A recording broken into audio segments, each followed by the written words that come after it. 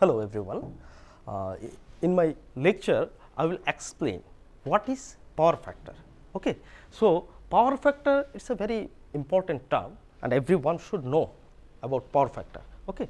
So, in the previous lecture, we have seen whenever in case of RLC series circuit, resonance is occurred at that time Z equal to R. That means, total impedance of the circuit is the resistive. That means, circuit will behave like a resistive circuit, purely resistive circuit. Okay. So, on the basis of this concept, we have drawn the phasor diagram correspond to this circuit. Okay. So, from this phasor diagram, it is clear AOB is the triangle which is known as the impedance triangle. Okay. So, the power factor, that is PF, the power factor is defined as the cosine angle between voltage and current. Here current is this IT and total drop or total voltage for this circuit is Z into IT. So, power factor is the cosine angle between voltage and current. Okay. So, PF can be given as cos phi, clear? And from this triangle, what is cos phi? That is actually this base, that is OB divided by this hypotenuse, that is OA.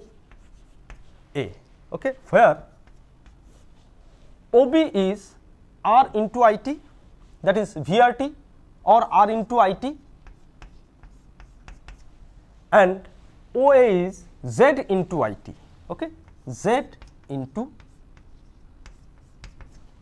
IT, clear? So, IT will cancel.